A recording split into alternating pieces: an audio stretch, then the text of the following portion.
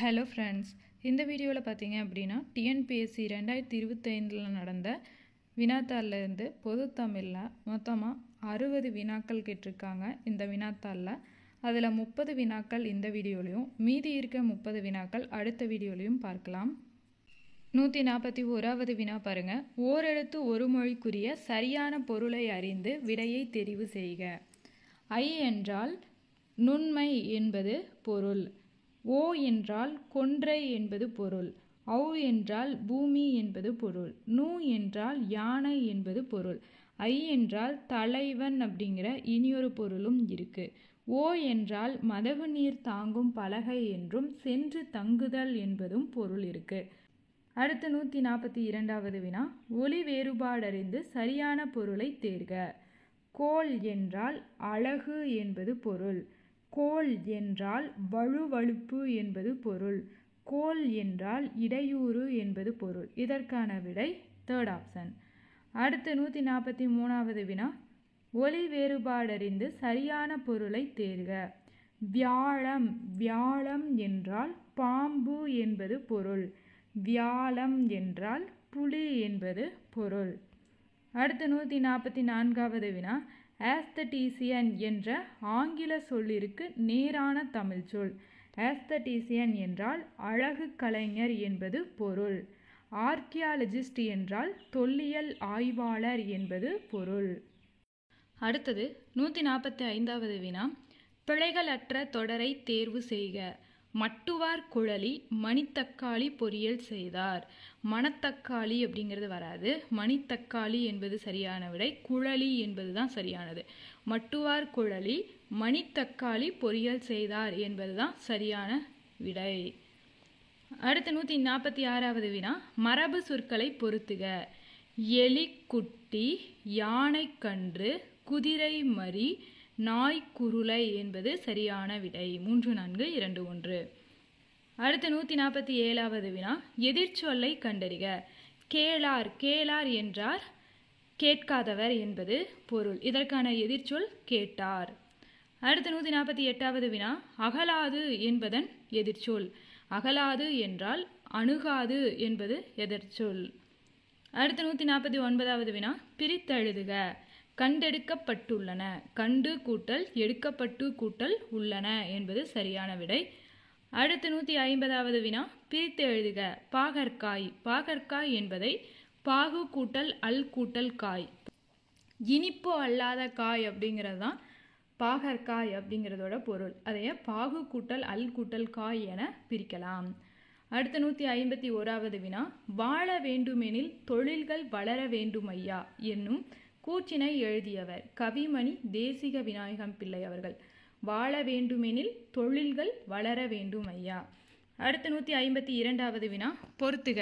புலவர் சிங்கம் என அழைக்கப்படுபவர் நக்கீரர். புலவர் சிங்கம் என அழைக்கப்படுகிறார். தற்கால அகத்தியர் என அழைக்கப்படுபவர் க. வெள்ளைவாரணன். இலக்கண தாத்தா என அழைக்கப்படுபவர் மேவி வேணுகோபாலன். சிலேடை மன்னர் என அழைக்கப்படுபவர் கீவா ஜெகநாதன். சிலேடை மன்னர் என அழைக்கப்படுகிறார். அடுத்து 153வது வினா. ஆலாபனை என்னும் நூலின் ஆசிரியர் கண்டறிய. ஆலாபனை என்னும் நூல் அப்துல் ரஹ்மான் அவர்களால் எழுதப்பட்டது. இது சாகித்ய அகாதமி விருது பெற்ற நூலாகும். அடுத்து 154வது வினா. எதிர்த்த பகையை இளைதாய பொழுதே கதித்து கலை என்பதில் இடம்பெறும் பொருள். எதிர்த்த பகையை இளைத்தாய பொழுதே கதித்து கலை என்பதில் இடம்பெறும் பொருள். தனிமரம் காடாதல் இல்லை. தனிமரம் காடாதல் இல்லை. அடுத்து 155வது வினா. புலமிக்கவரை புலமை தெரிதல் புலமிக்கவர்க்கே புலானம். இப்பாடலடிகள் உணர்த்தும் பழமொழி. இப்பாடலடிகள் பாம்பின்கால் பாம்பறியும் என்பதை உணர்த்துகிறது. அடுத்து 156வது வினா. தந்தீமை இல்லாதார் நட்டவர் தீமையையும் எந்தீமை என்றே உணர்ப்பதாம் தொடர்புடைய பழமொழி. இப்பழமொழி ஒருவர் பொறை இருவர் நட்பு என்ற பழமொழி தந்தீமை இல்லாதார் நட்டவர் தீமையையும் எந்தீமை என்றே உணர்ப்பதாம் என்பதுடன் தொடர்புடையது. அடுத்து 157வது வினா. உவமையால் விளக்கப்பெறும் பொருத்தமான பொருளை தேர்ந்தெழுதல். உடும்பு பிடி போல. உடும்பு பிடி போல என்பது உறுதி. பசுமரத் தாணி போல என்பது ஆழமாக பதிதல். மலரும் மனமும் போல என்பது இணை பிரியாமை. பகலவனைக் கண்ட பனி போல என்பது விலகுதல். பகலவன் என்றால் சூரியன் என்பது பொருள். அடுத்து 158வது வினா. களம்பாலில் துளி நஞ்சு போல என்ற உவமை தொடர் உணர்த்தும் கரும்பொருளை தேர்ந்தெடுக்க. களம்பாலில் துளி நஞ்சு கடந்தாலும் அது வீணாகும். ஸோ இதற்கான பொருள் தீமை. அடுத்து 159வது வினா. உவமை தொடர்களை பொருளோடு பொருத்துக. இடியோசை கேட்ட நகம் போல. இடியோசை கேட்ட நகம் போல என்பது மிரட்சி. களம்பாலில் துளி நஞ்சு போல என்பது தீமையையும் வன்மத்தையும் குறிக்கிறது. மழைமுகம் காணா பயிர் போல என்பது ஏக்கம். மழையே இல்லாமல் இருந்ததுன்னா பயிர்கள் எல்லாம் ஏங்கி போயிருக்கும், ஏக்கம். கல்மேல் எழுத்து போல என்பது நிலைத்திருத்தல். கல்மேல் எழுதும் எழுத்து நிலையாக இருக்கும், நிலைத்திருத்தல். அடுத்து 160வது வினா. மழை பெய்தால் நெல் விளையும். இத்தொடர் எவ்வகை வாக்கியம் என கண்டறிக.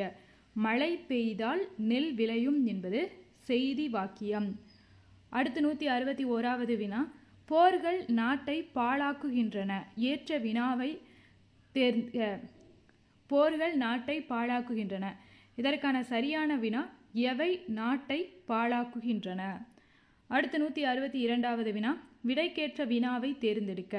ஆதிக்கம் செலுத்துகிற மொழி குயிலாக கூவி வந்தாலும் மயிலாக ஆடி வந்தாலும் மயங்கிடோம்.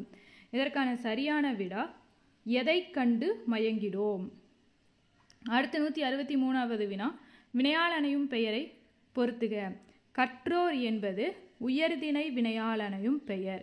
வந்தேனை என்பது தன்மை ஒருமை வினையால் அணையும் பெயர். வந்தாயை என்பது முன்னிலை ஒருமை வினையால் அணையும் பெயர். வந்தானை என்பது படற்கை வினையால் அணையும் பெயர். அடுத்து 164வது வினா.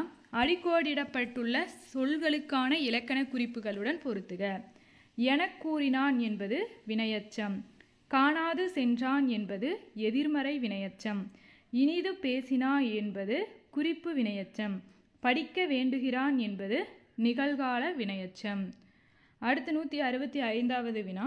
பல நாள்கள் தேடி இன்றுதான் யாப்பிலக்கணம் வாங்கினேன் என்பதில் யாப்பிலக்கணம் என்பதின் இலக்கண குறிப்பு. யாப்பிலக்கணம் என்பதன் இலக்கண குறிப்பு காரியவாகு பெயர். அடுத்து பொருத்துக. பொன்னி என்பது பொருளால் வருபெயர் பொன்னி. மன்னகத்தி என்பது இடத்தால் வருபெயர். மூவாட்டையால் என்பது காலத்தால் வருபெயர். திணிதோழி என்பது சினையால் வருபெயர். அடுத்து 167வது வினா. சொற்களை ஒழுங்குபடுத்தி சொற்றொடராக்குதல். விருந்து ஆயினும் உவக்கும் அல்லில் வரின். அல்லில் ஆயினும் விருந்து வரின் உவக்கும் என்பது சரியான சொற்றொடர். அடுத்து 168வது வினா. சொற்களை ஒழுங்குபடுத்தி சொற்றொடராக்குக. கருதி செயல் காலமும் அளவும் பிணியளவும் கற்றான் உற்றான். பிணி என்றால் நோய் என்பது பொருள். பிணி என்பதன் பொருள் நோய். இதில் சரியான சொற்றொடர் என்னன்னு பார்த்தோம்னா உற்றான் அளவும் பிணியளவும் காலமும் கற்றான் கருதி செயல். அடுத்து 169வது வினா.